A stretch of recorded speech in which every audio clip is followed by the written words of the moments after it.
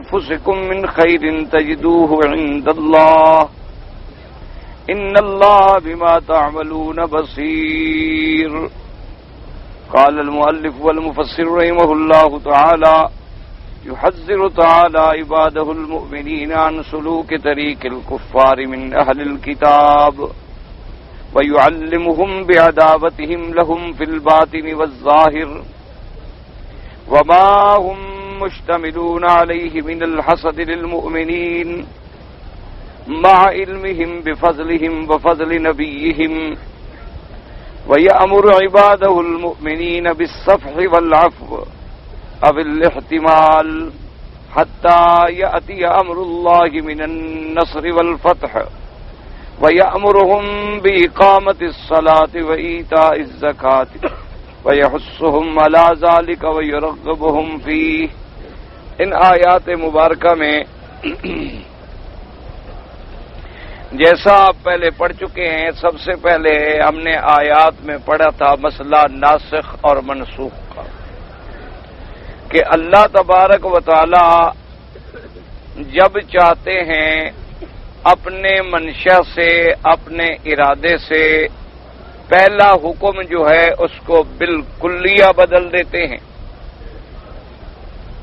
یا آیات باقی رہتی ہیں اور حکم بدل دیتے ہیں، یا حکم باقی رہتا ہے اور آیات منسوخ ہو جاتی ہیں، یا حکم اور آیات دونوں اللہ تبارک و تعالی بھلا دیتے ہیں، نہ وہ پڑھی جاتی ہیں نہ ان پر عمل ہوتا ہے۔ تو اس میں تمام اہل سنت والجماعت کا اتفاق ہے، اور یہ نسخ اور منسوخ کے احکام جو ہیں ہر شریعت میں رہے ہیں، اور اللہ تبارک و تعالی کی عین حکمت اور عین رحمت ہے۔ اللہ اپنے بندوں کے لیے پہلے جو حکم فرماتے ہیں وہ بھی رحمت ہوتا، اور اللہ تبارک و تعالی اپنے بندوں کے لیے کوئی دوسرا حکم بھیج دیتے ہیں تو وہ بھی رحمت ہوتا۔ اسی طرح جیسے کہ اب آپ کے سامنے قبلہ کی تحویل ہے کہ پہلے حضور صلی اللہ علیہ وسلم بیت المقدس کی طرف نماز پڑھتے تھے، اور جب آپ مکہ مکرمہ میں تھے تو حضور صلی اللہ علیہ وسلم کی یہ عادت مبارک تھی کہ زیادہ نماز آپ ما بین الرکنین، یعنی حجر اسود اور رکن یمانی کے درمیان والی جو طرف ہے اسی طرف میں حضور پاک زیادہ نماز پڑھتے تھے، اور اسی طرف سے ہی آپ کھڑے ہوتے تھے، اور آپ کے دل میں یہ تمنا ہوتی تھی کہ کسی طرح اللہ یہ کعبہ میرا کعبہ بنا دیں۔ آپ رخ تو کرتے تھے بیت المقدس کو، لیکن یہ کعبہ بھی درمیان میں آ جاتا تھا، تو جب آپ حجر اسود اور رکن یمانی کے درمیان میں کھڑے ہوں اور رخ کریں بیت المقدس کو تو یہ کعبہ درمیان میں آئے گا۔ لیکن جب حضور صلی اللہ علیہ وسلم ہجرت فرمانے کے بعد مدینہ منورہ تشریف لے گئے، اور تقریباً وہاں 17 مہینے تک حضور پاک نے بیت المقدس کی طرف نمازیں پڑھی۔ اب مدینہ منورہ جانے کے بعد کیفیت بالکل بدل گئی، کیونکہ مدینہ منورہ جو ہے وہ اس جانب ہے۔ اگر حضور صلی اللہ علیہ وسلم بیت المقدس کی طرف رخ کریں تو اس کعبۃ اللہ کو باقاعدہ پشت ہوتی تھی، اور حضور کی تمنا تھی کہ یہ کعبہ بن جائے، تو اللہ تبارک و تعالی نے وہ پہلا حکم جو ہے منسوخ کر دیا اور حکم دے دیا فَوَلِّ وَجْهَكَ شَطْرَ الْمَسْجِدِ الْحَرَامِ، کہ آج کے بعد تم جو ہے اللہ کے کعبہ ابراہیمی کی طرف رخ کر کے نماز پڑھا کرو۔ اب اگر ہم غور کریں تو اس میں اللہ کی سراپا رحمت ہے۔ مسجد اقصی بھی اللہ کا گھر ہے اور کعبۃ اللہ بھی اللہ کا گھر ہے۔ مسجد اقصی کو بھی اللہ کے نبیوں نے بنایا، حضرت داؤد اور حضرت سلیمان علیہ السلام نے، اور اللہ کے کعبے کو بھی انبیاء نے بنایا، حضرت آدم، حضرت ادریس، حضرت ابراہیم، حضرت محمد مصطفیٰ صلی اللہ علیہ وسلم نے۔ اللہ تبارک و تعالیٰ اپنے بندوں کو جب تک چاہیں بیت المقدس کی طرف متوجہ رکھیں اور جب چاہیں کعبے کا حکم دے دیں، کسی کو اعتراض کرنے کا اس میں حق نہیں ہے۔ اور دوسرا اس میں حکمت بھی تھی تاکہ اصل بات لوگوں کو سمجھ آ جائے کہ تم مشرق اور مغرب کے پجاری نہیں ہو، جیسے بعض لوگ سورج کے پجاری ہوتے ہیں، سورج نکلے گا بس عبادت کریں گے، اور اسی طرح بعض لوگ آگ کے پجاری ہوتے ہیں، آگ جلے گی تو وہ عبادت کریں گے۔ اسی طرح بعض لوگ جو ہیں دریاؤں کے پجاری ہیں، اب دریا بہیں گے تو وہ عبادت کریں گے، دریا ہی خشک ہو جائے تو بس خدا ختم ہو گیا۔ اسی طرح بعض لوگوں نے اللہ معاف فرمائے قبروں کو عبادت گاہ بنا لیا ہے، حالانکہ وہ یہ نہیں سمجھتے کہ بھی صاحب قبر کتنا اللہ کا ولی تھا لیکن موت کے بعد قبر میں سو گیا ہے۔ تو جس پہ خود موت آ گئی اور جو خود قبروں میں دفن ہو گئے اور جن کے لیے اللہ تبارک و تعالی نے موت کے فیصلے فرما دیے ہیں، تو وہ اب خدا کیسے بن سکتے ہیں؟ وہ تو خود اس دنیا سے چلے گئے، اس دنیا سے منقطع ہو گئے، ان کے اعمال بھی منقطع ہو گئے، ان کا سلسلہ بھی منقطع ہو گیا۔ تو اللہ تبارک و تعالی نے حکم جب دے دیا تو سمجھ آ گئی کہ مسلمان اللہ کے حکم کا بندہ ہے، وہ نہ مشرق کا پجاری ہے نہ مغرب کا پجاری ہے، وہ نہ شمال کا پجاری ہے نہ جنوب کا پجاری ہے، وہ تو اپنے اللہ کے حکم کے آگے جھکنا چاہتا ہے۔ جب تک اللہ نے بیت المقدس کی طرف جھکایا وہ اسی طرف نماز پڑھتے رہے، جب اللہ نے کعبہ ابراہیمی بدل دیا وہ اسی طرف پھر گئے۔ اور باقی جو لوگوں نے یہ ایک مشہور کر رکھا ہے کہ مدینہ منورہ میں جو مسجد قبلتین ہے، یعنی اس میں حضور پاک صلی اللہ علیہ وسلم نماز پڑھ رہے تھے اور کعبہ بدل گیا، یہ بات غلط ہے۔ حضور صلی اللہ علیہ وسلم مسجد نبوی میں تھے، حضور اپنی مسجد مبارک میں تھے جب اللہ نے یہ آیت نازل فرمائی قد نرى تقلب وجهك في السماء۔ اللہ نے فرمایا کہ میرے مدنی پاک صلی اللہ علیہ وسلم ہم نے دیکھ لیا ہے، آپ کی تمنا کو ہم سمجھ گئے ہیں، آپ کی نظریں اٹھتی ہیں اور جھک جاتی ہیں اور ادب سے آپ درخواست نہیں کرتے، تو آپ کی درخواست ہم نے سمجھ بھی لی، منظور بھی کر لی۔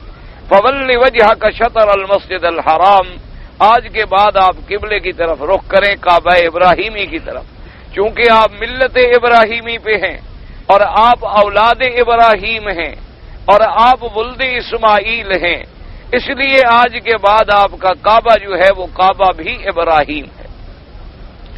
تو یہ آیت جب نازل ہوئی تو حضور اپنی مسجد مبارک میں تھے، حتیٰ کہ ایک حدیث مبارک میں یہ بات واضح آتی ہے کہ ایک صحابی نے جب یہ آیت سنی تو اپنے دوسرے ساتھی سے کہا کہ اٹھو جلدی کرو، ہم جلدی سے کعبہ ابراہیمی کی طرف نماز پڑھ لیں تاکہ سب سے پہلے اطاعت کرنے والوں میں ہمارا نام لکھا جائے، کہ بھی اللہ تبارک و تعالیٰ کا جو ہی حکم نازل ہوا تعمیل شروع ہو گئی۔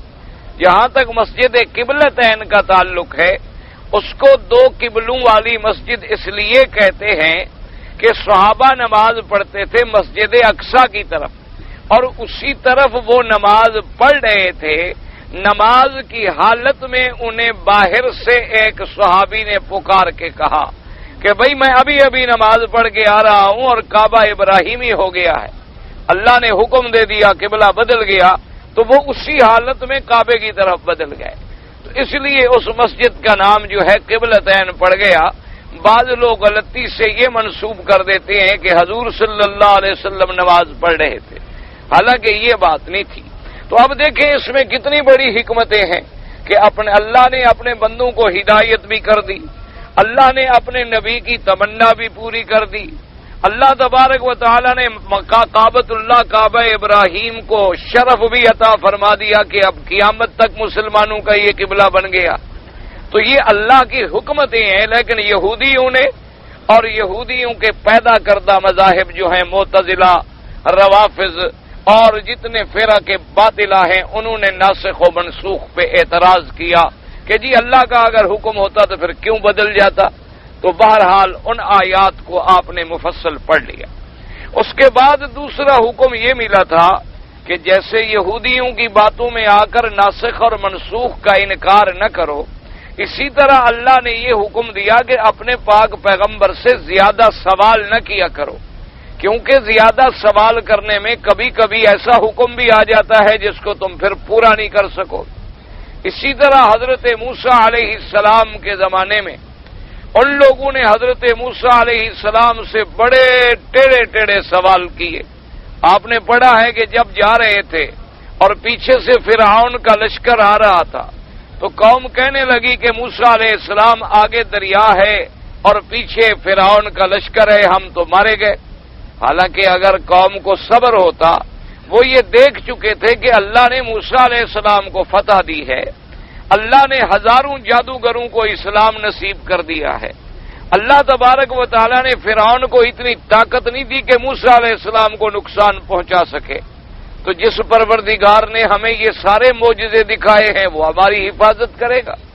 لیکن قوم بے تاب تھی، کہنے لگی ہم تو مارے گئے، ہمارے آگے سمندر ہے، دریائے نیل ہے اور پیچھے فرعون کا لشکر ہے۔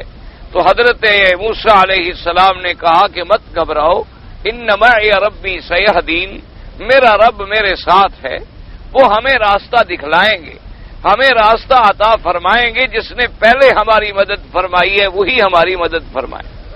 اب جب موسیٰ علیہ السلام دریا کے قریب آئے، اللہ نے حکم دیا کہ اپنا عصا جو ہے دریا کے پانی پہ مار دو اور اس سے راستے بن جائیں گے اور اپنی قوم کو انہی راستوں سے آرام سے دریا سے گزار لو۔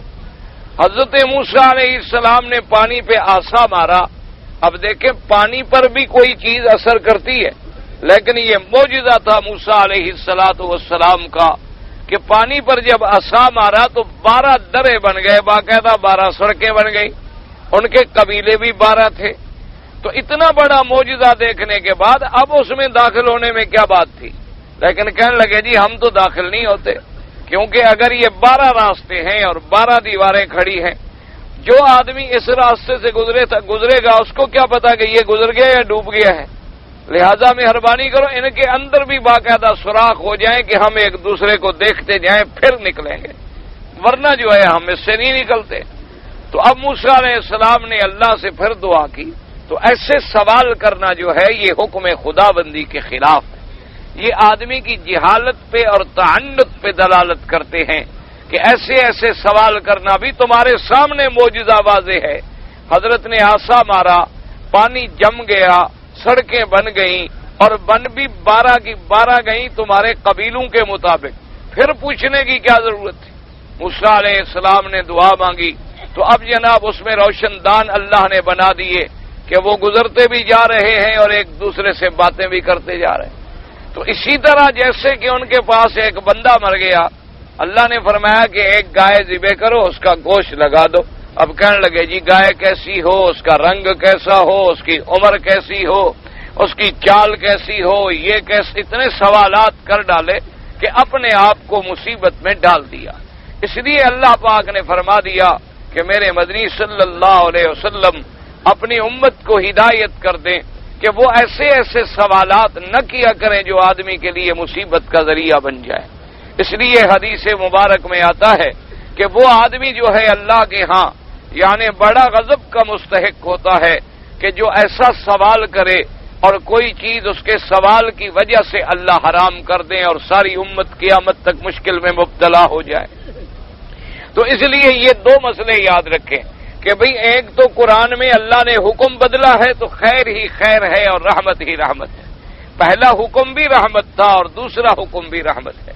اس نے کیوں بدلا ہے اس کا منشا ہے، جیسے دن کو بدل دیتے ہیں رات سے اور رات کو بدل دیتے ہیں دن سے، عزت کو بدل دیتے ہیں ذلت سے اور ذلت کو بدل دیتے ہیں عزت سے، صحت کو بدل دیتے ہیں بیماری سے اور بیماری کو بدل دیتے ہیں صحت سے۔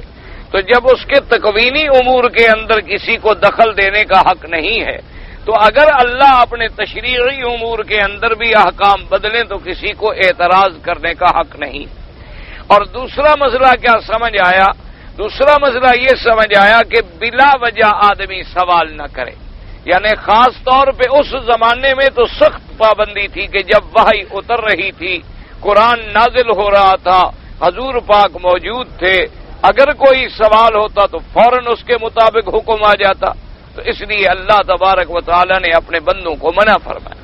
تو علماء نے لکھا ہے کہ آج بھی کوئی بندہ ایسے سوالات نہ کرے جو بلا وجہ پریشانی کا باعث ہو، یعنی آدمی ایسے سوال کرے جی اگر میں مثال کے طور پر میں نے جناب اگر فلاں کام کیا تو اس کے بدلے میں کیا ہوگا، جب کام ہی نہیں کیا تو پوچھنے کی ضرورت ہی کیا ہے؟ اگر کوئی مسئلہ تمہیں پیش آ گیا تم نے عمرہ کیا کوئی غلطی ہو گئی تو پوچھ لو، یا عمرہ کرنے سے پہلے احکام پوچھ لو۔ تم نے نماز پڑھنی ہے، نماز پڑھنا سیکھ لو، نماز کے احکام سیکھ لو۔ اگر کوئی غلطی ہو گئی نماز میں تو مسئلہ پوچھ لو۔ لیکن ایک واقعہ بھی نہ ہوا ہو دنیا میں اور فرضی مثالیں پیدا کر کے آدمی مسئلے سوچنا شروع کرے اور اس کے بارے میں یہ کہا جائے کہ یہ جی بڑی اچھی بات ہے کہ آنے والے 100 سال کا یہ بندہ فکر کر رہا ہے، تو یہ باتیں اسلام میں قبول نہیں ہیں۔ جو حالات کے مطابق مسئلہ پیش آ جائے اسی کے مطابق آدمی بحث کر، جیسے کہ سیدنا امیر المؤمنین حضرت عمر بن الخطاب رضی اللہ تعالی عنہ کو ایک دفعہ مسئلہ پیش آ گیا کہ آپ اپنا لشکر لے کر جا رہے تھے مسلمانوں کی مدد کے لیے۔ جب آپ راستے میں پہنچے آپ کو اطلاع ملی کہ جس جگہ آپ جا رہے ہیں وہاں طاعون کی بیماری ہے۔ طاعون ایک بیماری ہے، اللہ پاک محفوظ رکھے، اللہ کا عذاب ہے۔ اللہ تبارک و تعالی جب کبھی کسی قوموں پر عذاب بھیجتے ہیں تو کبھی طاعون مسلط کر دیتے ہیں، کبھی وبائیں بھیج دیتے ہیں، کبھی ہوائیں بھیج دیتے ہیں، کبھی اللہ تبارک و تعالی پانی ختم کر دیتے ہیں، کبھی اللہ تبارک و تعالی فصلات ختم کر دیتے ہیں۔ تو یہ انواع من العذاب ہوتے ہیں۔ ان کا علاج کیا ہوتا ہے کہ اللہ کی طرف لوٹو، توبہ کرو، استغفار کرو، نمازیں پڑھو، خیرات کرو، صدقات کرو، اللہ سے معافی مانگو۔ تو جب وہ طاعون کے بارے میں پتہ چلا تو اب صحابہ رک گئے اور حضرت امیر المومنین حضرت عمر رضی اللہ تعالی عنہ نے صحابہ کو جمع کیا کہ بھئی ہمارے لیے ایک بڑا مشکل مسئلہ پیش آ گیا کہ جہاں ہم جا رہے ہیں وہاں مسلمانوں کی فوجوں کی مدد کرنی ہے اور اس جگہ طاعون کی بیماری ہے، کہیں ایسا نہ ہو کہ ہماری ساری فوج طاعون کا شکار ہو جائے، تو اب ہمیں بتلائیں کہ ہم کیا کریں۔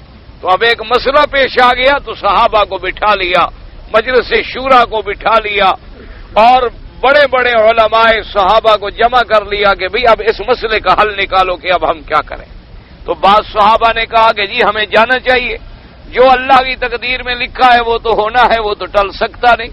اور بعض صحابہ نے کہا کہ جی بالکل نہیں جانا چاہیے، ہمیں جب پتہ ہے کہ وہاں بیماری ہے اور اللہ کے قرآن میں موجود ہے کہ لا تلقوا بأیدیکم الی التہلکہ، کہ اپنے ہاتھوں سے اپنے آپ کو ہلاکت میں نہ ڈالو۔ جب ہم دیکھ رہے ہوں کہ آگ جل رہی ہے تو یہ تو کوئی توکل نہیں کہ آدمی آگ میں کود پڑے۔ ہم دیکھ رہے ہیں کہ آگے دریا بہہ رہا ہے تو یہ تو توکل نہیں کہ آدمی کہے کہ چلو جی میں اس میں داخل ہو جاتا ہوں، جو اللہ چاہے گا۔ اللہ نے کہا ہے اپنے آپ کو ہلاک نہ کرو۔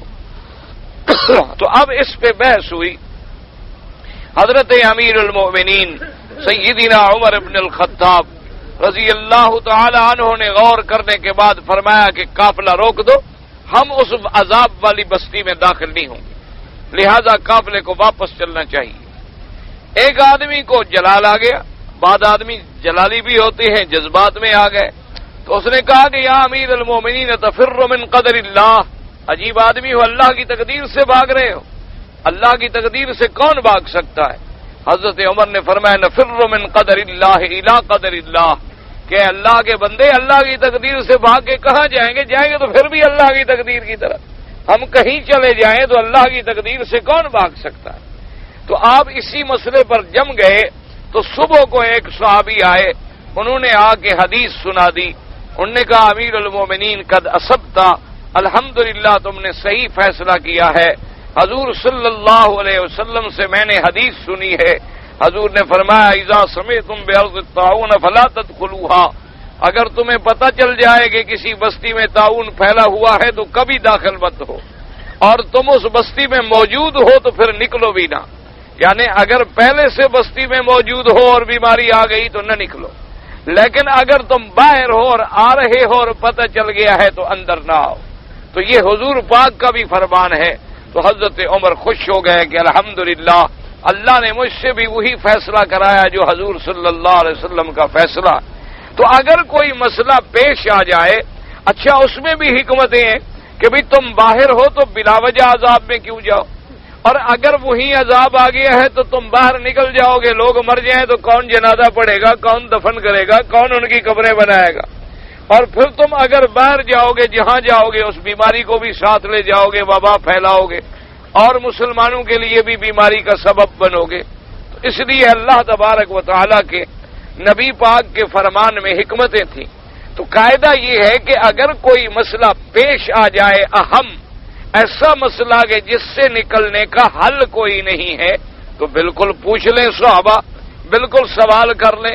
اس لیے حضرت ابن عباس رضی اللہ تعالی عنہما نے فرمایا کہ سب سے بہتر جماعت جو تھی وہ صحابہ کی تھی۔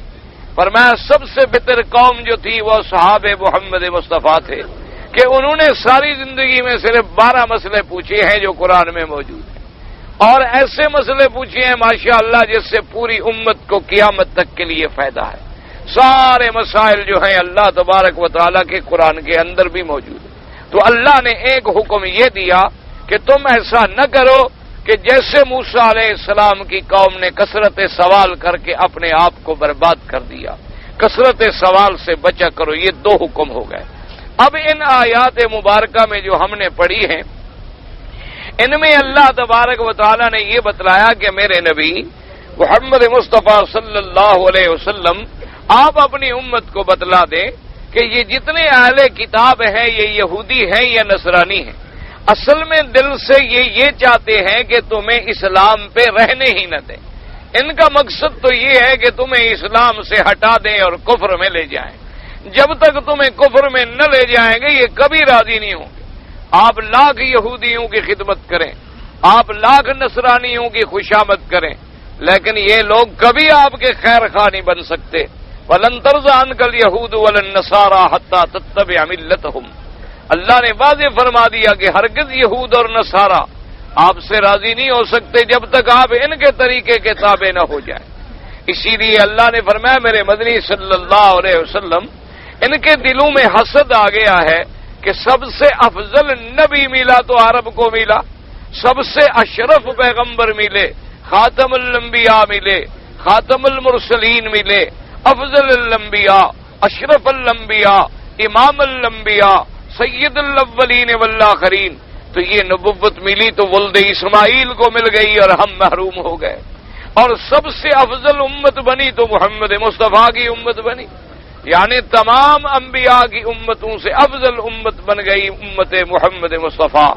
اللہ نے قرآن میں نص فرما دی کنتم خیر امت اخرجت للناس تأمرون بالمعروف وتنہون عن المنکر، فرمایا سب سے بہتر امت تم ہو کیونکہ تم اچھے کاموں کا حکم کرتے ہو اور برے کاموں سے منع کرنے والے ہو۔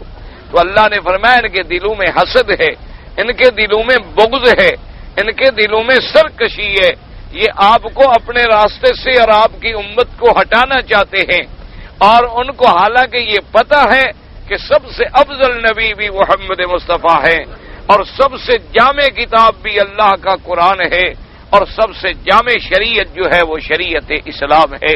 اس لیے اللہ نے فرمایا ود کثیر من اہل الکتاب، یعنی اہل کتاب میں سے بہت سارے جو ہیں یہ کیا چاہتے ہیں لو یردونکم من بعد ایمانکم کفارا، کہ تمہیں لوٹا ڈالیں ایمان لانے کے بعد کافر بنا ڈالیں۔ کیوں؟ حسدا من عند انفسہم، ان کے دلوں کے اندر حسد ہے، من بعد ما تبین لهم الحق، حالانکہ ان پر حق جو ہے وہ بھی واضح ہو چکا۔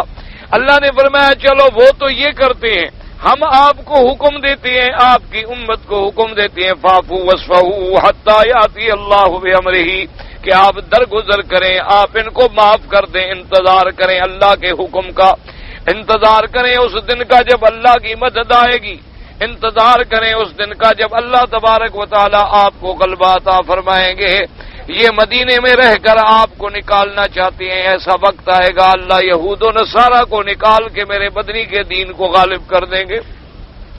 اور الحمدللہ حضور کی زندگی میں وہ وقت آ گیا، یہود کو مدینے سے نکالا گیا۔ 2 بڑے قبیلے تھے، بنو نذیر اور بنو قریظہ۔ ایک قبیلے کو تو حضور پاک نے نکال دیا، خیبر کی طرف چلے گئے، اور ایک قبیلہ جو ہے ان کو قتل کیا گیا، اور ان کا مال جو تھا بطور مال غنیمت تقسیم کیا گیا بنو قریظہ کو۔ تو اس لیے اللہ پاک نے فرمایا کہ آپ ان کو معاف کریں، درگزر کریں، اور اس وقت کا انتظار کریں جب اللہ کی مدد آئے گی، اور اللہ تبارک و تعالیٰ کی جب مدد آئے تو کوئی روک نہیں سکتا. ان اللہ علی کل شیء قدیر. اور حکم دیا کہ اپنے بندوں کو اللہ نے حکم دیا کہ تمہیں اگر پریشانی ہے، مصیبت ہے تو علاج بھی بتلا دیا. واقیم الصلاۃ وآتوا الزکوٰۃ، تم نمازیں قائم کرو. اللہ اگر مال دے تو زکوٰۃ ادا کرو، اور جو کچھ تم آگے بھیجو گے یعنی خیرات کرو گے، گویا وہی تم اللہ کے بینک میں آگے بھیج کے جمع کرا رہے ہو، اسی کا بدلہ تمہیں ملے گا. میرے آقا حضور پاک صلی اللہ علیہ وسلم نے فرمایا، آپ نے فرمایا اپنی امت کو کہ غور کرو کہ دنیا کے اندر جو پہن لیتے ہو وہ بوسیدہ ہو کے ختم ہو جاتا ہے، اور جو کھا لیتے ہو وہ بھی ختم ہو جاتا ہے. وہی چیز باقی رہتی ہے جو تم اللہ کے راستے میں آگے بھیج دیتے ہو، وہ اللہ کے خزانے میں جمع ہو جاتی ہے. اللہ تبارک و تعالی اس کا تمہیں بدلہ عطا فرمائیں گے. وما تقدموا لانفسکم من خیر تجدوه عند اللہ ان اللہ بما تعملون بصیر. اور تحقیق اللہ تبارک و تعالی جو تم عمل کرتے ہو دیکھنے والے ہیں، ان کو پتہ ہے کس نے اخلاص سے کیا ہے اور کس نے اخلاص سے نہیں کیا. اس لیے مفسر فرماتے ہیں اللہ تبارک و تعالی نے یحذر تبارک و تعالی، اللہ پاک اپنے بندے ایمان والوں کو ڈراتے ہیں کہ کافروں کے رستے پہ نہ چلیں. اور اللہ پاک خبر دیتے ہیں کہ یہ اہل کتاب جو ہیں یہود و نصارہ، یہ دلوں بھی آئیے اندر سے بھی باہر سے بھی تمہارے دشمن ہیں، اور ان کے دلوں کے اندر ایمان والوں سے بڑا حسد ہے، باوجود اس بات کے کہ یہ جانتے ہیں کہ مومن ہم سے افضل ہیں اور ان کے پیغمبر بھی افضل الانبیاء ہیں. اور اللہ پاک نے اپنے ایمان والے بندوں کو حکم دیا بالصفح، اعراض کریں، والعفو، اور معاف کریں ان کو اور برداشت کریں، حتیٰ یاتی امر اللہ، اللہ کا حکم آ جائے مدد کا اور فتح کا. اور اللہ نے حکم دیا کہ نمازیں قائم کرو، زکاتیں ادا کرو. اللہ تبارک و تعالی نے اس کے بارے میں رغبت دلائی، چونکہ یہ سب سے اہم عبادات بدنیہ اور عبادات مالیہ ہیں. نماز ادا کرنا اور قائم کرنا جو ہے سب سے افضل عبادت ہے، اور مالی عبادت میں زکوٰۃ ادا کرنا جو ہے، اس لیے اللہ نے ہر جگہ قرآن میں نماز اور زکوٰۃ کو ملا کے ذکر کیا.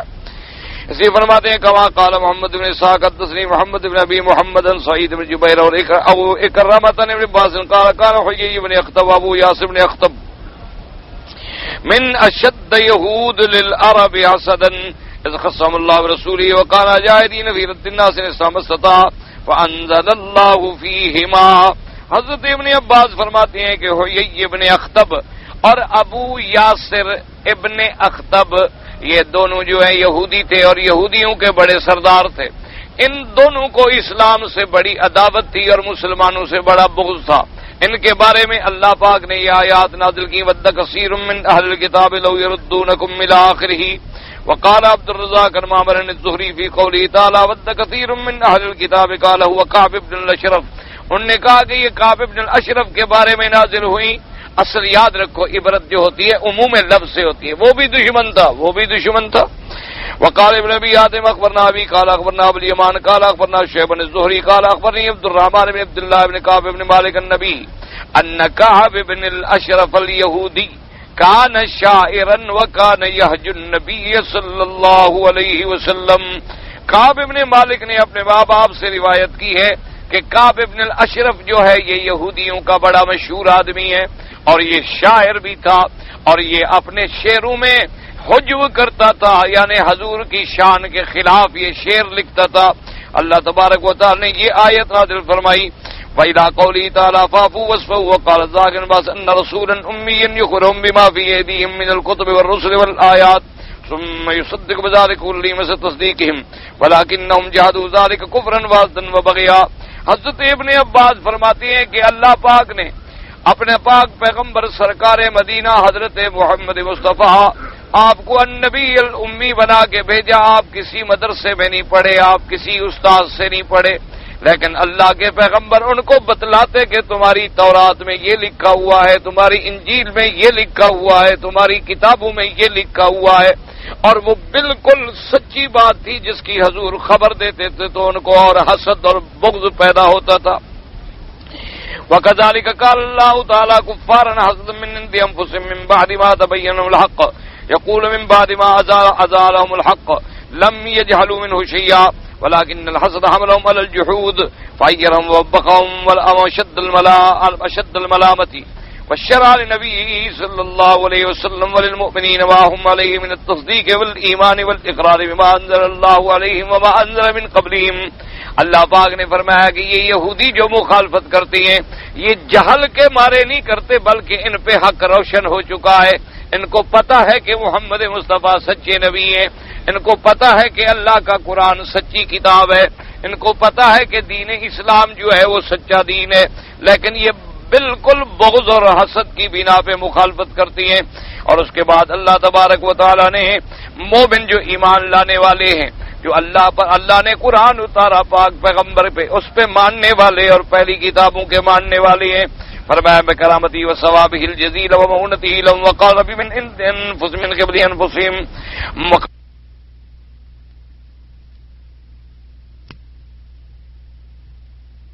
وَنِنْدَهُمْ فِي التَّوْرَاةِ وَالْإِنْجِيلِ، تورات میں بھی یہ لکھا ہوا، انجیل میں بھی یہ لکھا ہوا. وَكَفَرُوا بِهِ حَسَدًا وَبَغْيًا إِذْ كَانَ مِنْ غَيْرِهِمْ. لیکن یہودی کیوں مخالف ہو گئے کہ بنو اسرائیل سے نبوت نکل گئی، ولد اسماعیل میں چلی گئی. وَكَذَا قَالَ قَتَادَةُ وَالرَّبِيعُ وَالنَّصْرُ وَقَوْلُهُ تَبَارَكَ وَتَعَالَى فَاعْفُوا وَاصْفَحُوا حَتَّى يَأْتِيَ اللَّهُ بِأَمْرِهِ. اللہ پاک نے فرمایا میرے مدنی اپنی امت کو حکم دیں کہ درگزر کریں، معاف کریں، انتظار کریں اللہ کی نصرت کا. جیسے فرماتے ہیں قولہ تبارک و تعالی وَلَتَسْمَعُنَّ مِنَ الَّذِينَ أُوتُوا الْكِتَابَ مِنْ قَبْلِكُمْ وَمِنَ الَّذِينَ أَشْرَكُوا أَذًى كَثِيرًا. اللہ پاک نے پہلے خبر دی اپنے پاک پیغمبر کو کہ جو اہل کتاب ہیں یا مشرک ہیں ان سے بڑے بڑے ایذا پہنچیں گے، بڑی بڑی تکلیفیں تمہیں پہنچیں گی. وقال علی بن ابی طلحہ بن عباس فی قوله تعالی فاعفوا واصفحوا والطاعات اللہ بامرہ وقول فاعفوا واصفحوا والطاعات اللہ بنسخ ذلك قل فاقتلوا المشرکین حيث وجدتموهم. پہلے حکم یہ تھا کہ ان کو معاف کریں، اعراض کریں، یہ حکم منسوخ ہو گیا. حکم آیا کہ اب اللہ نے طاقت دی ہے، مقابلہ کریں، قتال کریں، جہاد کریں ان کے ساتھ. وقاتلوا المشرکین وقاتلوا الذین لا یؤمنون باللہ ولا بالیوم الآخر الی قوله وهم صاغرون فاصغوا عفوا المشرکین. اللہ پاک نے فرمایا کافروں اور مشرکوں سے جہاد کرو اس وقت تک جب یہ ذلیل اور عاجز ہو کر تسلیم نہ کر لیں، یا تو اسلام میں آ جائیں یا پھر جزیہ دیں اور تم اپنے آپ کو ذلیل سمجھتے ہوئے تمہارے تابع ہو جائیں. اللہ نے یعنی پہلا حکم جو تھا وہ رعایت والا وہ ختم کر دیا. وَكَذَا قَالَ أَبُو الْعَالِيَةِ وَالرَّبِيعُ بْنُ أَنَس وَقَتَادَةَ وَسُدَيْ إِنَّهَا مَنْسُوخَةٌ بِآيَةِ السَّيْفِ. ان نے فرمایا کہ یہ حکم جو ہے فَاعْفُوا وَاصْفَحُوا کا یہ پہلے تھا، جب تلوار کا حکم آیا تو یہ حکم ختم ہو گیا. وَيُرْشِدُ إِلَىٰ ذَلِكَ أَيْضًا قَوْلُهُ تَعَالَىٰ حَتَّىٰ يَأْتِيَ اللَّهُ بِأَمْرِهِ. اب مفسر فرماتے ہیں کہ اس آیت میں بھی یہ اشارہ ملتا ہے کہ تم اللہ کے امر کا انتظار کرو. وقال ابن ابي حاتم اخبرنا ابي قال اخبرنا ابو اليمان قال اخبرنا شعيب بن الزهري قال اخبرني عروة بن الزبير انه صاحب بن زيد اخبره قال كان رسول الله صلى الله عليه وسلم يعفون المشركين واهل الكتاب كما امرهم الله ويصبرون على الاذى. حضرت اسامہ بن زید فرماتے ہیں کہ حضور پاک اور حضور کے صحابہ مشرکین کو معاف کر دیتے تھے، درگزر کر دیتے تھے، جیسے کہ اللہ نے حکم دیا تھا کہ ابھی درگزر کرو، برداشت کرو. وَكَانَ رَسُولُ اللَّهِ يَتَأَوَّلُ مِنَ الْعَفْوِ مَا أَمَرَهُ اللَّهُ بِهِ حَتَّى أَذِنَ اللَّهُ فِيهِمْ بِالْقَتْلِ فقتل الله ينقطع مصرات قريش. بعض اسناده صحيح ولم في شيء من الكتب الستة لكن لو اصل الصحيح انسان زيد. اللہ تبارک و تعالیٰ کے پیغمبر انتظار کرتے رہے، جب اللہ نے حکم دیا جہاد کا اور قتال کا تو پھر اللہ کے نبی اٹھے اور پھر کافروں کے بڑے بڑے سردار جو ہیں وہ قتل ہوئے. مفسر فرماتا ہے کہ سیاستہ میں تو یہ روایت موجود نہیں ہے، لیکن اس روایت کا اصل جو ہے وہ صحیحین کے اندر اسامہ بن زید کی روایت سے موجود ہے. وقوله تبارک و تعالی واقیموا الصلاۃ وآتوا الزکاۃ. یاد رکھو جہاں نماز کا حکم ہے اللہ نے قرآن میں یہ نہیں کہا نماز پڑھو، اللہ نے فرمایا نماز قائم کرو، نماز قائم کرو، نماز قائم کرو. جہاں بھی قرآن میں دیکھو گے یہی لفظ ملے گا، اقیم الصلاۃ، اقیم الصلاۃ، یقیمون الصلاۃ، اقیم الصلاۃ. تو نماز قائم کرنے کا کیا معنی؟ نماز قائم کرنے کا معنی یہ ہوتا ہے کہ نماز کو وقت میں ادا کرو اور نماز کے تمام ارکان اور شروط جو ہیں وہ پورے کرو، پھر نماز قائم ہوتی ہے. اب ایک آدمی مثلا بیٹھا رہے، ظہر کے بعد بیٹھا رہے، جب سورج ڈوبنے لگے تو جلدی جلدی اٹھ کے اثر پڑھ لے، تو اس نے فرض تو ادا ہو جائے گا لیکن نماز کو قائم نہیں کیا. اس لیے حضور نے فرمایا یہ منافقوں کی نماز ہوتی ہے کہ انتظار کرتے کرتے کرتے عصر کو اتنا لیٹ کر دیتے ہیں کہ سورج ڈوبنے کے قریب آ جاتا ہے. حضور نے فرمایا منافق کی نماز. اچھا اسی طرح اگر ایک آدمی نے نماز پڑھی لیکن اللہ اکبر جلدی جلدی کیا اور رکوع اور سجود آرام سے نہیں کیا تو اس نے بھی نماز قائم نہیں کی. اس لیے حضور پاک کے سامنے ایک صحابی نے جب جلدی جلدی نمازیں پڑھی، جیسے اکثر ہمارے بھائی پڑھتے ہیں اللہ اکبر، ایک ہی سجدے میں سیدھے نہیں ہوتے، دوسرے سجدے میں چلے جاتے ہیں، رکوع سے سیدھے کھڑے نہیں ہوتے بلکہ سجدے میں چلے جاتے ہیں. اس طرح ایک صحابی نے نماز پڑھی، حضور کی خدمت میں آیا، سلام کیا. حضور نے فرمایا ارجع فصلی فانک لم تصلی، جاؤ پھر نماز پڑھو، تمہاری نماز نہیں ہوئی. وہ بیچارہ گیا، اس نے پھر نماز پڑھی، پھر واپس آ گیا حضور کی خدمت میں. آپ نے فرمایا ارجع فصلی فانک لم تصلی، جاؤ نماز پڑھو، تمہاری نماز نہیں ہوئی. اس نے جا کے تیسری دفعہ نماز پڑھی اور پھر آگے سلام کیا. حضور نے فرمایا ارجع فصلی فانک لم تصلی، اللہ کے بندے پھر نماز پڑھو، تمہاری نماز نہیں ہوئی. اس نے کہا حضور میں تو باہر کا رہنے والا ہوں، میں نے تو اسی طرح یاد کی ہوئی ہے نماز، تو میں تو جتنی دفعہ بھی پڑھوں گا تو اسی طرح ہی پڑھوں گا، تو اب آپ مہربانی فرما کے مجھے نماز سکھلا دیں.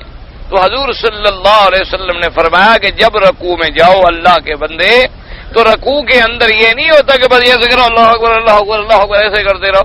رکوع میں جاؤ تو حتی تطمئن راکعا، اطمینان سے پوری کمر سیدھی ہو جائے، اچھی طرح جھک جاؤ، اپنے گھٹنوں کو اچھی مضبوطی کے ساتھ پکڑ لو اور پھر بڑے آرام سے سبحان ربی العظیم سبحان ربی العظیم سبحان ربی العظیم.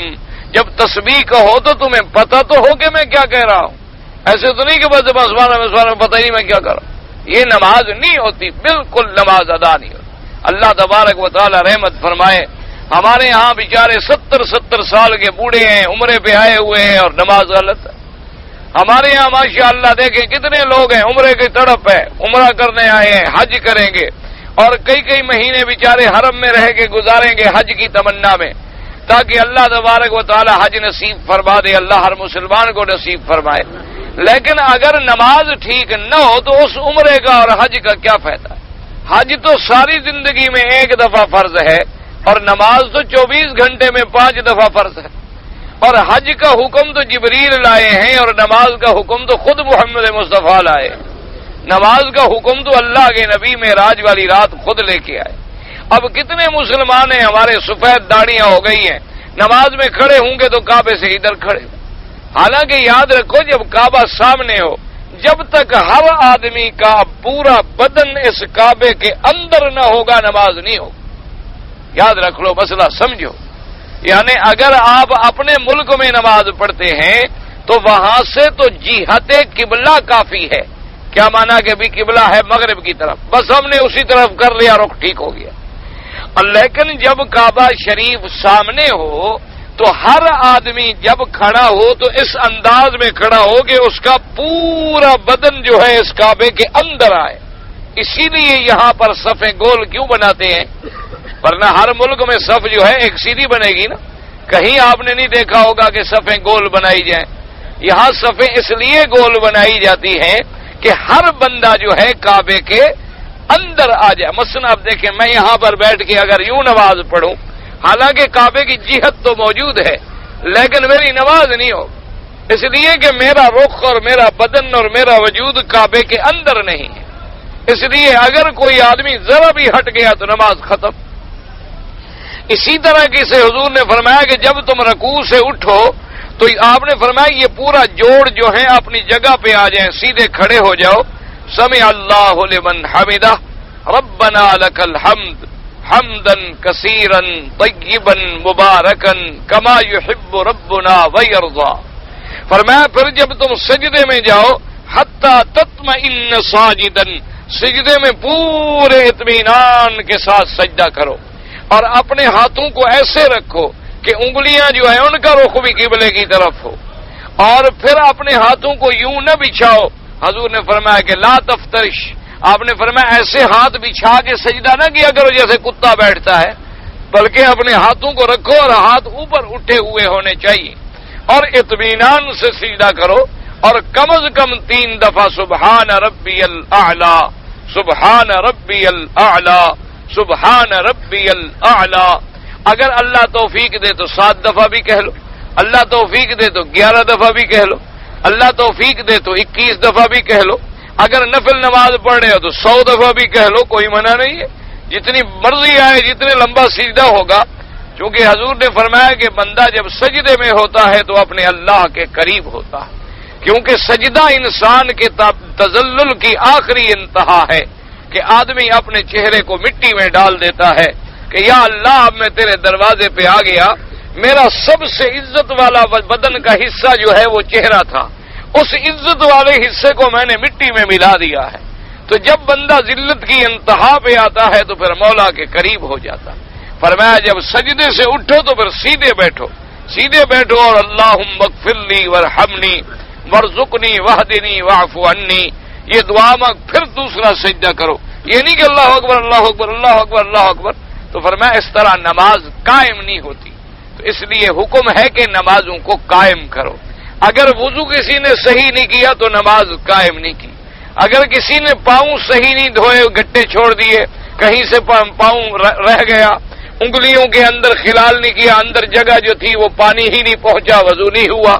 انگلیوں میں بعض اوقات بعض لوگوں کی انگلیاں کچھ زیادہ ملی ہوئی بھی ہوتی ہیں، تو تھوڑا سا خلال کرنے سے پانی ہر جگہ پہنچ جاتا، یا آدمی نے انگوٹھی پہنی ہوئی ہے ہلائی نہیں، اس کے نیچے پانی ہی نہیں پہنچا۔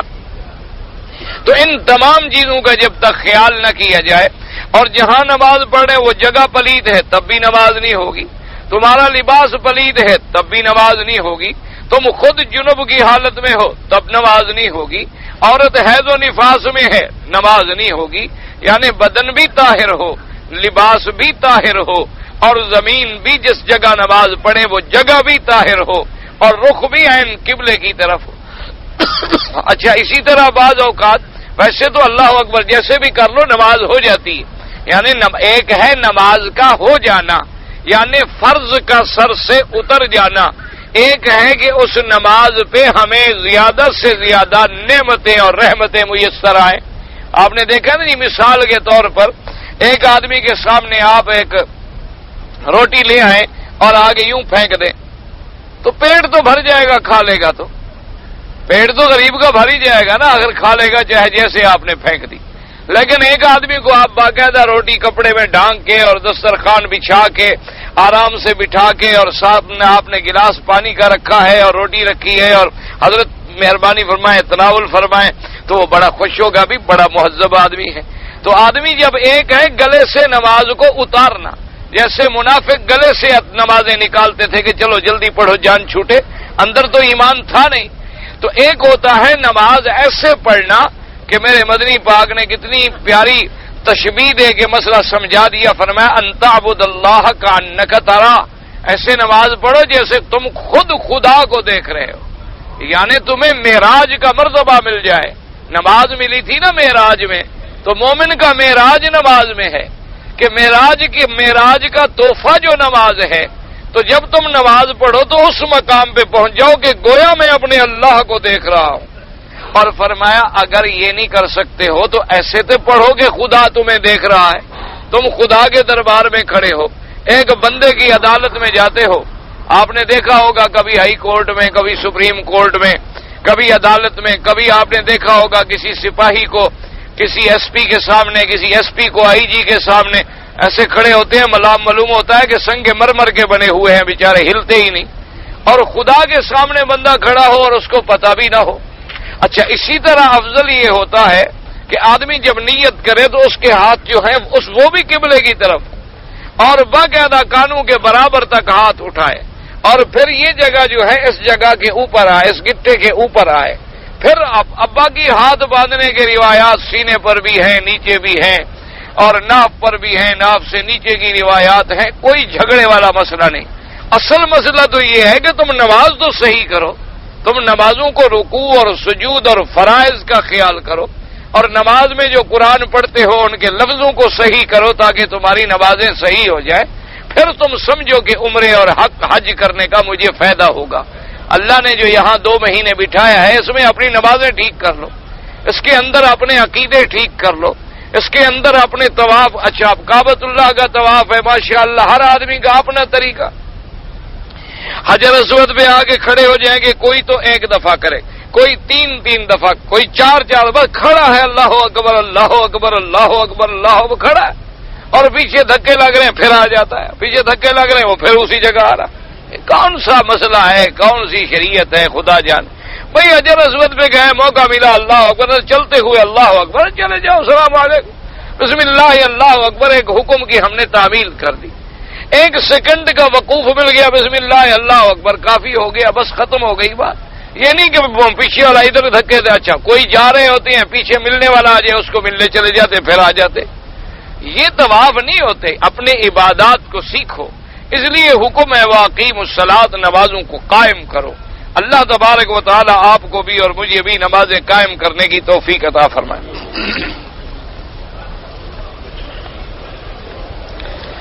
میری پتہ نہیں کیا ہے جی، نہ پاک سے مکہ شریف، پتہ مجھے بہرحال مجھے سمجھ نہیں آیا کیا لکھا ہے تم نے. اگر یہ لکھا ہے کہ پاکستان سے بغیر عمرے کے وہ آ گیا ہے بغیر احرام کے، تو اس کو عمرہ بھی قضا کرنا چاہیے اور 1 بکری بطور دم بھی ادا کرے. اگر کوئی اور بات ہے تو پتہ نہیں، پڑھا نہیں جاتا تو میں کیا کروں.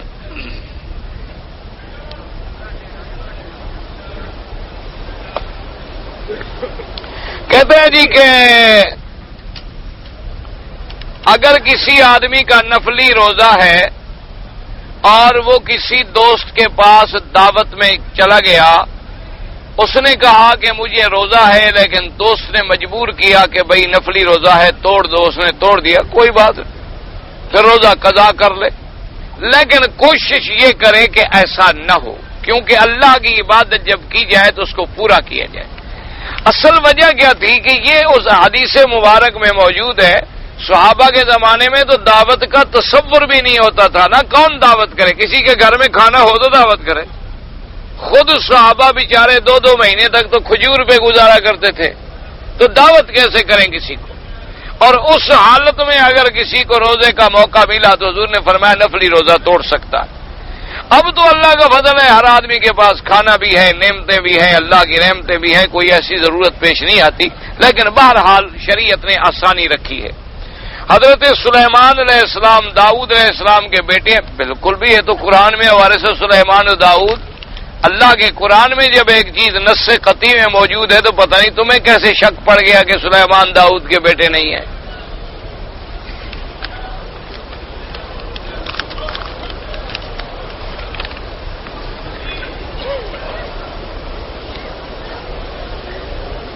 کہتا ہے جی کہ مرد اگر مر جائے تو عورت جو ہے وہ عدت 4 مہینے اور 10 دن بیٹھے گی، مرد پہ کوئی عدت نہیں ہوتی. تو بہرحال اسی لیے حکم ہے کہ مرنے کے بعد مرد جو ہے وہ عورت کو غسل نہ دے. اسی لیے بعض فقہا نے یہ لکھا ہے کہ اگر مرد مر گیا تو عورت غسل دے سکتی ہے، کیونکہ 4 مہینے 10 دن تک ابھی وہ اس کے گویا عدت میں ہے، اس کے حق کے اندر بیٹھی ہے. لیکن عورت مر گئی تو مرد پر تو کوئی عدت ہے نہیں، تو لہذا مرد اس کو غسل نہ دے. لیکن حالات یہ ہیں کہ جب عورت موجود ہو تو اور کوئی غسل نہ دے، مرد بالکل نہ دے. لیکن اگر کہیں ایسے حالات ہو گئے کہ اور کوئی عورت دنیا میں موجود ہی نہیں تو پھر کیا کیا جائے؟ پھر اسی لیے فقہا نے وہاں اجازت بھی لکھی ہے. تو بہرحال یہ وہی باتیں ہیں مسئلے کہ کیا ہوگا اور ایسا ہو گیا تو کیا ہوگا. ورنہ نہ پوچھنے والا ابھی مرا ہے، نہ اللہ کرے اس بیچارے کی بیوی مری ہو. مرنا سب نے ہے، ڈرو شرو نہیں، ہم نے بھی مرنا ہے، نہ میرے کہنے سے کوئی موت جلدی آ جائے گی. اسی لیے ابھی ہم نے مسئلہ پوچھا. ویسے مسئلہ یہی ہے کہ عورت کا غسل عورت دے گی، مرد اس کے بعد ہاتھ نہ لگائے، اور نہ مرد اس کو غسل دے. خامن تھا، ٹھیک تھا، مر گئی، بات ختم ہو گئی. لیکن یہ بھی نہیں ہوتا کہ اب اگر بفرض محال کوئی عورت نہ ہو تو پھر کیا ہوگا؟ پھر خامن ہی غسل دے گا، اس لیے کہ یہ عورت قیامت میں اسی کو ملے گی یا تمہیں ملے گی؟ وہ تو صرف 4 مہینے 10 دن بیٹھے گی، اس کے بعد اگر اس نے شادی کر لی پھر تو کیا وہ تو دوسرے خاوند کو ملے گی جس کے حق میں مرے گی. اور جس کے حق میں عورت مر گئی ہے تو یہ تو قیامت میں اسی کو ملے گی، قیامت میں اس کی بیوی ہوگی.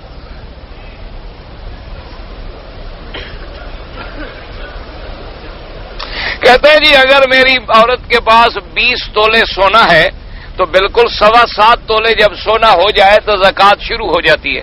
اب تم 20 تولے کی قیمت کرو گے، یہ نہیں کہ 7.25 تولے نکال لو گے، نہیں، 7.25 تولے ہو گیا تو صاحب نصاب بن گیا. تو لہذا 20 تولے کی قیمت کر کے جتنے پیسے بنے 2.5% زکوٰۃ نکال دو.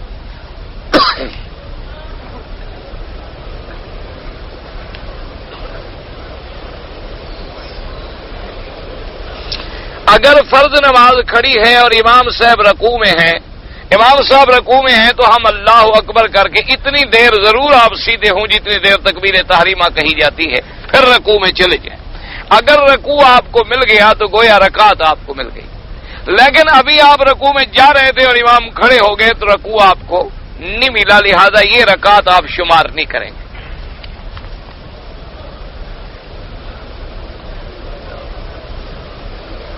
کہتے ہیں کہ یہ بھی کوئی مسئلہ ہے کہ عورت اپنے بالوں کو لوہے سے یعنی استرے سے یا بلیڈ سے یا اس سے صاف نہ کرے. کوئی مسئلہ نہیں، چاہے وہ دوا سے کرے چاہے مشین سے کرے، کوئی ایسا مسئلہ نہیں کہ عورت کو لوہا نہ لگے، سونا لگے یعنی لوہا نہ لگے.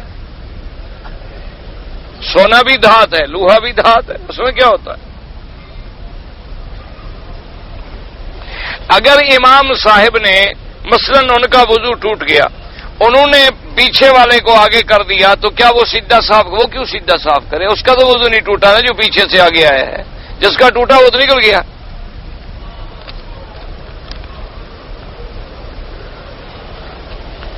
کہتا ہے جی کہ میں شرک میں ڈوبا ہوا تھا، آپ کی ایک کیسٹ ملی تو اللہ نے مجھے صراط مستقیم نصیب کا. الحمدللہ، شکر کرو. اللہ پاک ہر مسلمان کو شرک سے بچائے، اور جن لوگوں کو شرک سے بدعات سے نکلنے کا اللہ نے سبب بنا دیا ہے، اللہ ان کو ہمیشہ توحید کے عقیدے پہ قائم رکھے.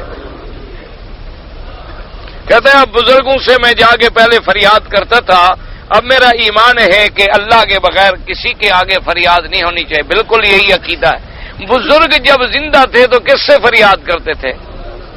ہاں جی، دیکھو نا، ایک موٹی بات یاد رکھو، جتنے نبی زندہ تھے دنیا میں یا اللہ کے ولی تھے وہ کس سے مانگتے تھے؟ تو جب زندہ تھے تو فریاد خدا سے کرتے تھے، مرنے کے بعد اتنی طاقت آ گئی کہ اب خدا کو چھڑوا دیا، خود دینے لگ گئے.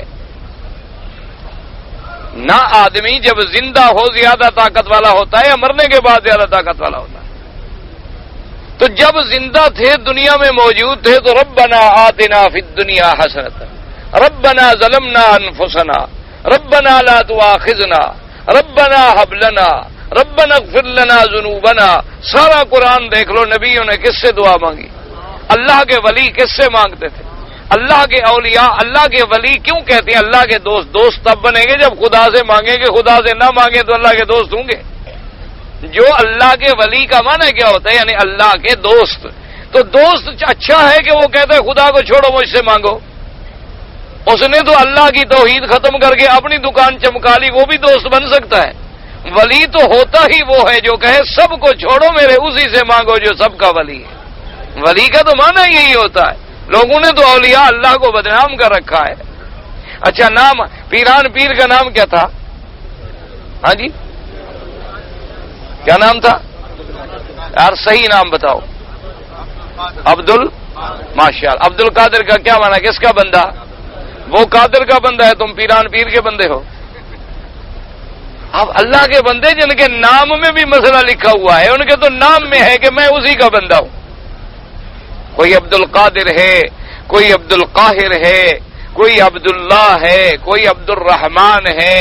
تو جب سب اللہ کے بندے ہیں تو پھر اللہ کو چھوڑ کے غیروں سے مانگے تو اس سے بڑا شرک کیا ہو سکتا ہے؟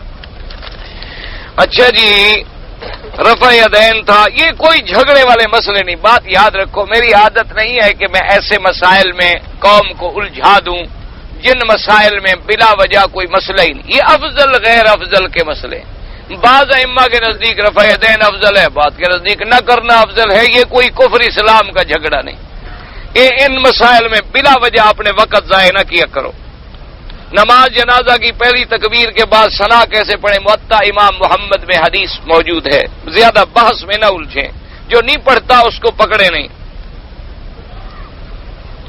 ایسی عورت سے زنا کرے جس کے ساتھ نکاح جائز نہیں تو امام ابو حنیفہ کہتے ہیں اس پہ حد نہیں. اب سمجھنے والا نہ سمجھے تو امام صاحب کا تو قصور نہیں ہے. بھئی ایک آدمی اجنبی عورت سے زنا کرے تو حد ہے، لیکن ماں سے کرے تو قتل کیا جائے گا، وہ زندیق ہے. معنی یہ ہے کہ اس کو کوڑے نہیں مارے جائیں گے، اس کو اس سے زیادہ سزا ملے گی. بات کو سمجھے. یہ کہتے ہیں شاید امام صاحب کہتے ہیں حد ہی نہیں. اور بھئی حد ہے 100 کوڑے کی. اب ایک کنوارے آدمی نے نعوذ باللہ ماں سے زنا کر دے، وہ 100 کوڑے مار کے چھوڑ دیں ہم اس کو، تو اس پہ حد نہیں بلکہ اس پہ تو قتل ہے کہ اس نے اس سے زیادہ جرم کیا ہے.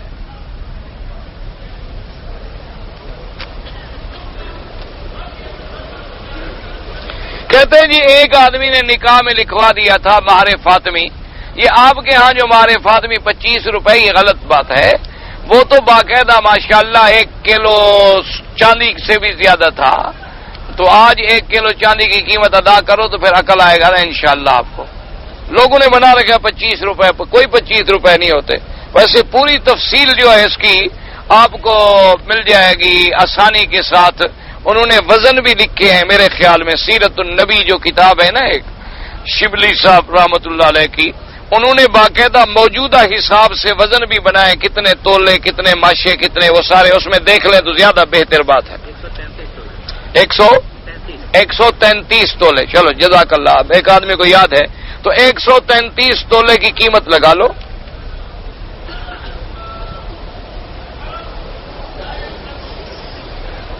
کہتے ہیں جی ہم نے عید کے بعد مدینے سے آتے ہوئے عمرہ کیا ہے اور ہم پاکستان جا رہے ہیں، تو ہمیں بکری کس بات کی بکری آپ کو دینی؟ آپ جائیں، آپ ہم سے کوئی بکری وکری نہیں آپ پر. وہ جو اپنے ملک میں قربانی کرتے ہو وہاں جا کے کرنا. آپ نہیں قربانی دے دیں تو حج ہو جائے گا. بھائی وہ تو مسئلہ یہ ہے جو یہاں رہے گا حج کرے گا تو اس کا حج تمتع بنے گا تو حج کی بکری مینا میں دے گا. جو آدمی اپنے ملک جا رہا ہے اس نے حج ہی نہیں کرنا تو بکری دینے کا کیا مطلب؟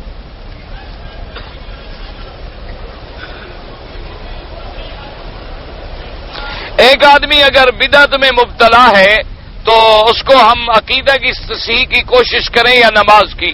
جب نماز صحیح ہو جائے تو عقیدہ خود بخود صحیح ہو جائے گا. دیکھو نا جی، نماز جب پڑھتے ہو تو کیا کہتے ہو؟ مالک، تو مالک یوم الدین کون ہے؟ ایاک نعبد، تیری ہی عبادت کرتے ہیں. کس کی؟ وَإِيَّاكَ نَسْتَعِينُ، اور تجھ ہی سے مدد مانگ. تم نماز اس کو ٹھیک کرا دو مسئلے سارے حل ہو جائیں گے.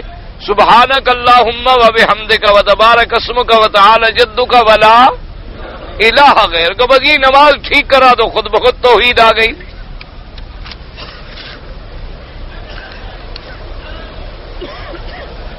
میں مکے میں بغیر احرام کے آ گیا، دم تو پڑ گئی بالکل. اگر جب اللہ توفیق دے ادا کر دینا.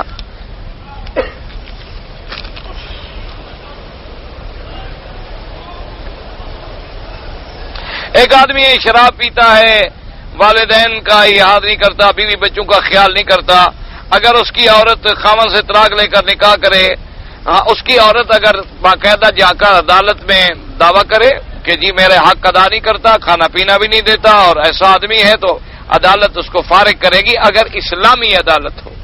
اسلامی عدالت نہ ہو، جہاں جس ملک میں اسلام کا قانون نہ ہو، وہاں طریقہ یہ ہوتا ہے کہ 2-3 علماء کو اپنا کمیٹی بنا لو، ان کے سامنے ایک مسئلہ رکھو اور ان سے فیصلہ کروا لو.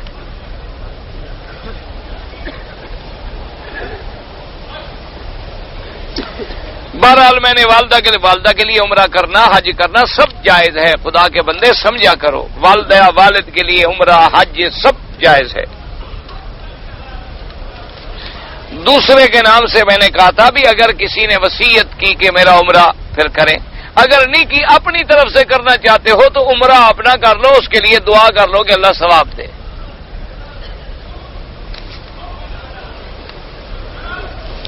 ایک اخبار میں نے پڑھا تھا کہ حضرت علی رضی اللہ تعالیٰ عنہ کی ولادت جو ہے وہ کعبہ شریف کے اندر ہوئی ہے. آپ کے اخباروں میں تو بہت کچھ ہوتا ہے. چلو 1 منٹ کے لیے، حضرت علی کی ولادت ہم نے مان لیا کہ کعبے کے اندر ہوئی، لیکن حضور کی ولادت کعبے کے باہر ہوئی، تو لہذا حضور سے افضل ہو گئے حضرت علی. ہاں جی، خدا کے بندے. اچھا اب مجھے مثلا میں آپ سے حضور کے ولادت کی جگہ سے کوئی مسئلہ نہیں ہوتا، یاد رکھو. اور دوسری بات یہ ہے کہ اس روایت کا معنی یہ بھی نہیں ہے کہ کعبہ شریف کے اندر ہوئی تھی. آپ کے ہاں جب عورت کا بچہ پیدا ہونے کے لیے وقت آتا ہے مسجد میں چلی جاتی ہے، تو حضرت علی کی والدہ کو آپ نے اتنا کم عقل سمجھا تھا کہ وہ ولادت کے وقت کعبہ شریف میں آ گئی. مانا ہے کعبۃ اللہ کا کہ حرم کے اندر پورا حد حرم جو ہے اس کا نام کعبہ ہے. جیسے اللہ نے قرآن میں فرمایا کہ قربانی کا جانور کعبے کے قریب ذبح کرو، ہدیم بالغ الکعبہ، کہ قربانی کا جانور کعبے میں پہنچاؤ. ذبح کہاں کرتے ہو؟ مینا میں، کیونکہ سارا حرم جو ہے وہ بھی کعبہ ہے، سارا حرم جو ہے وہ بھی مسجد الحرام ہے. تو جن لوگوں کے گھر مسجد الحرام میں تھے گویا حرم میں پیدا ہوا کعبے میں. جیسے کوئی آدمی مکے میں پیدا ہو، آپ لکھ دیں کعبے میں پیدا ہوا، ٹھیک ہے، مکہ بھی وہی ہے کعبہ بھی وہی ہے. اچھا لکھ دیں نہیں جی نہیں وہ مسجد الحرام میں پیدا ہوا، تب بھی بات ٹھیک ہے. آپ لکھ دیں نہیں وہ مکہ میں پیدا ہوا، تب بھی ٹھیک ہے. اللہم صلی علی سیدنا محمد وعلی آل سیدنا محمد مبارک وسلم. یا الہ العالمین عالم اسلام پہ اپنی رحمت عالم اسلام کی عزت کا فیصلہ